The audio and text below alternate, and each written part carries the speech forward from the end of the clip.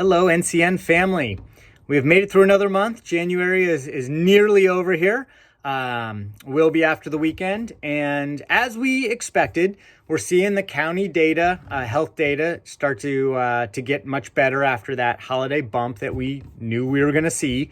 And so we're very excited to be able to bring kids back here next week, get a little life back in the building. So the K-3 kids will be returning. We're excited about that.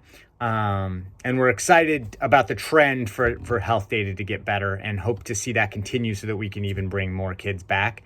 It's no surprise when we look at our NWEA data, the students who were with us in person the most just did well. And so I think it's testament to the hard work that you guys are doing and the need to get kids back into the building.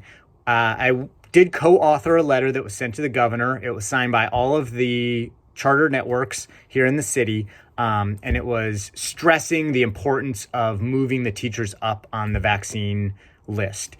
And so we're hoping to gain some traction and convince the decision makers of how important it is for you guys to be higher up on the vaccine list. So we'll keep you updated on that. Thanks to everybody who participated in the town hall last night.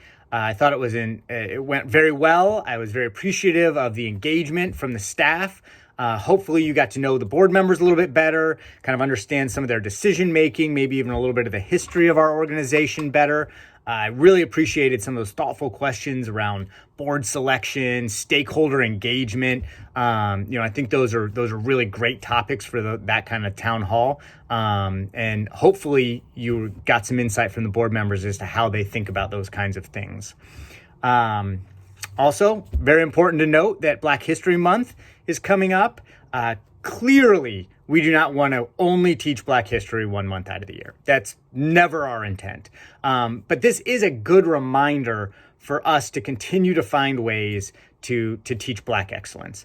We want to continue to find ways to increase the positive images our kids are seeing to combat the negative images they may be seeing in the media.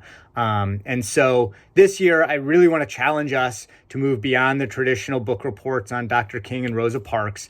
The activists of the past are so crucial, but we have activists of the present that are really amazing as well.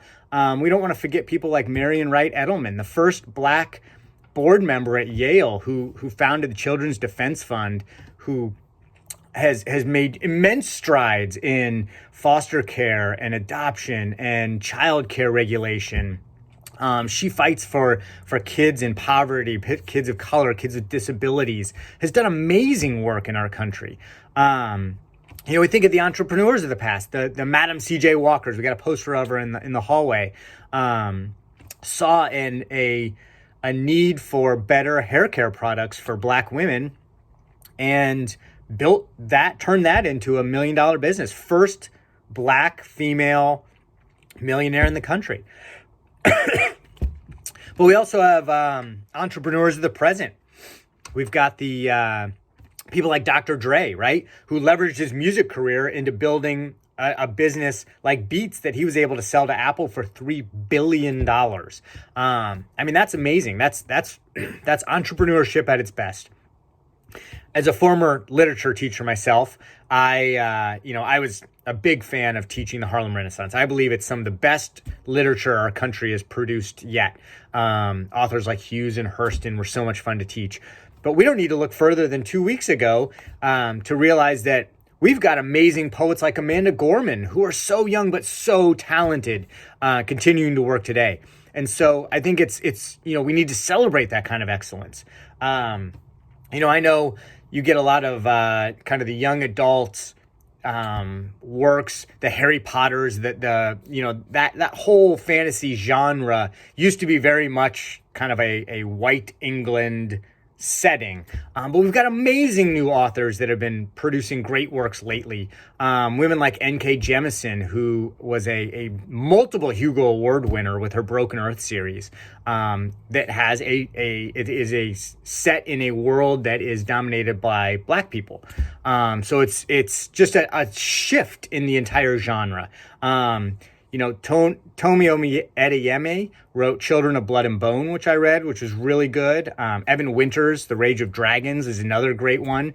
Again, they're all Black casts in the book. And so I think we need to make sure that our kids are even aware of these kinds of things. So February is a great time for us to remember the responsibility we have to teach about Black excellence. And so our kids kind of, as Mr. Muhammad said over the summer, can hold their heads up high as they walk amongst their white peers.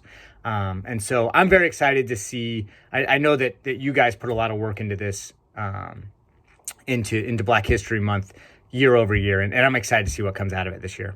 And so finally, the raffle winners for January. As a reminder, these are the people who met the criteria that your respective school leaders had identified.